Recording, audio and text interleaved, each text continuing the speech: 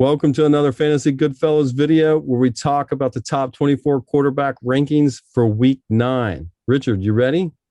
I'm ready, man. The Fantasy Goodfellas. Boom, boom, boom. Rolling on the field. The Fantasy Goodfellas. All right, before we get started, Richard, tell me how we did on last week's rankings. Okay, in week 8, Ryan Tannehill and Bailey Zappi didn't play. So of the remaining 22 quarterbacks, we hit on 20 of them. 20 of 22. So boom, boom, boom. It was another great week, and we only missed on Derek Carr and Trevor Lawrence. Oh my God, Trevor Lawrence. All right, that sounds awesome. Let's keep it rolling. And again, I want to remind everybody what you should expect in our video. Richard gives us rankings, and then I use the stat machine to see if you agree or disagree with each of his rankings.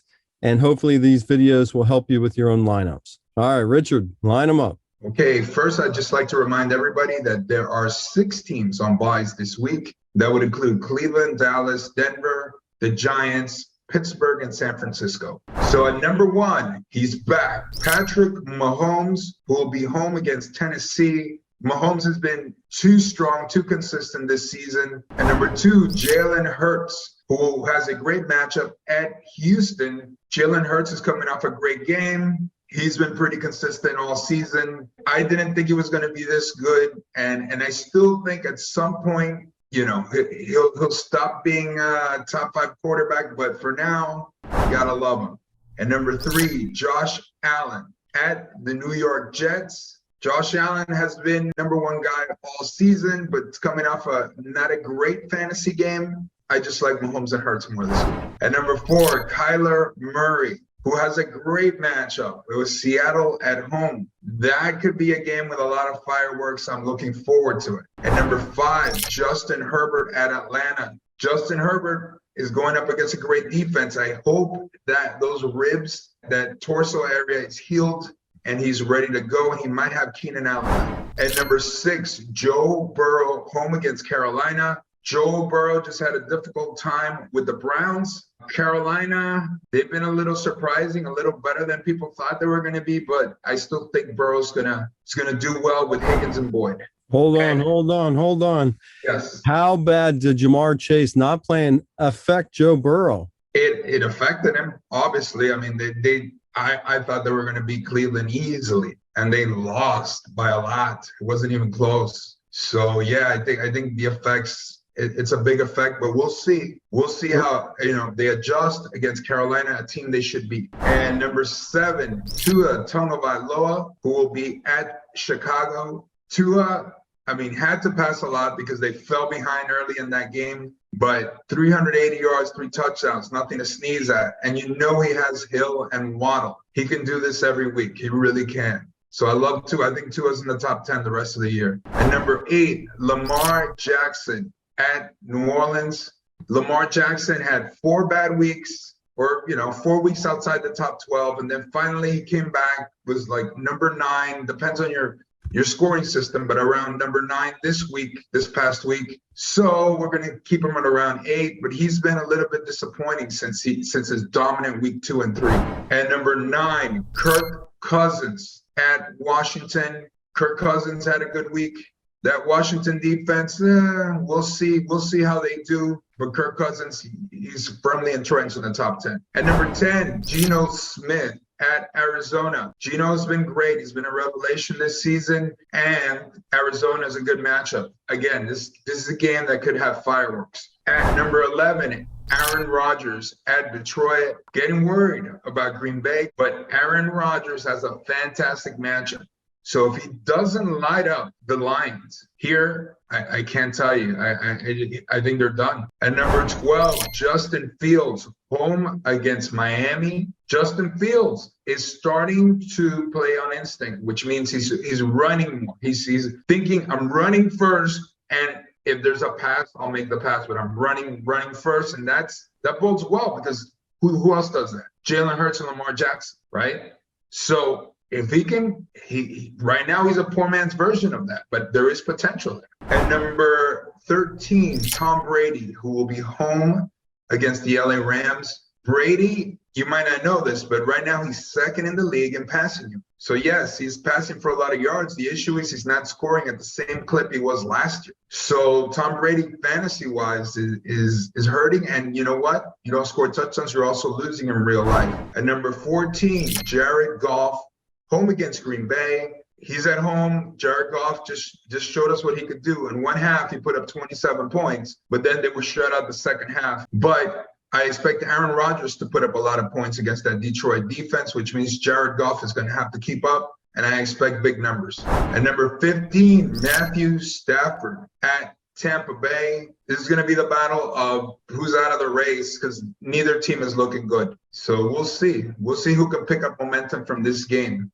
At number 16, Derek Carr at Jacksonville. Derek Carr just had a horrendous game against the Saints. I don't know what could have happened there, but it was very bad. But we're still going to trust him here because he has a good matchup. And remember, there's only 26 starting quarterbacks this week because of all the buys. So Derek Carr comes in at 16. At 17, Andy Dalton will be home against Baltimore. Andy Dalton's put up some decent numbers the last couple of weeks. Yes, he might lose some snaps, especially near the goal line, to Taysom Hill. But there are weapons in New Orleans to include Chris Olave and of course, Alvin Kamara. And then Dalton's been doing well. He's well. 18, Marcus Mariota, home against the Chargers. Mariota is also versatile. Obviously, he can run. He's not going to pass for much, even though last week he threw 3 touchdown passes. So anytime he does that, he'll be fine. But I don't expect that. I expect low passing output, not that many passing touchdowns. But if he runs and say gets 70 yards and a rushing touchdown, he'll be fine right here where he's slotted. At number 19, Taylor Heineke, home against Minnesota.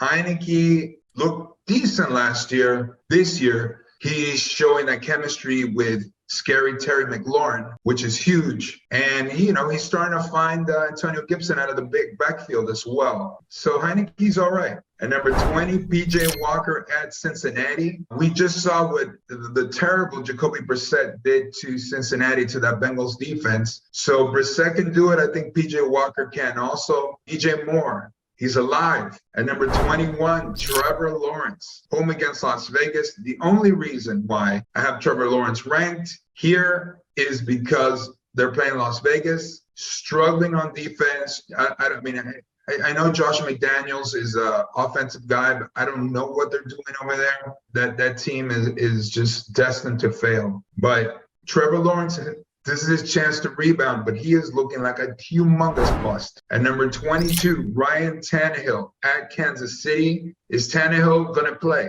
Is he going to be 100%?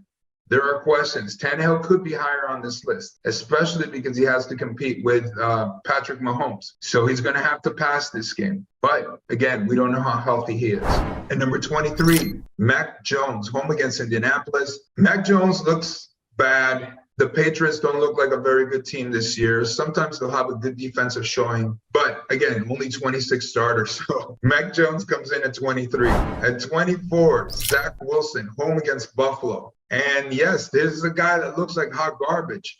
But of the 3 remaining quarterbacks, based on matchups, Zach Wilson, Buffalo at home. Hold up. Didn't Zach Wilson just pass for 350 yards with 2 TDs? He did, but also there were 3 interceptions, and most of that came, late because, they were trying to rally. But if you watch the games, if you watch Jets games, Zach Wilson's is lost. And it happened last year. And of course, people make that rookie excuse. Oh, he's learning the offense. He's been hurt. He didn't do this. Now, he's in his second season, still looks bad.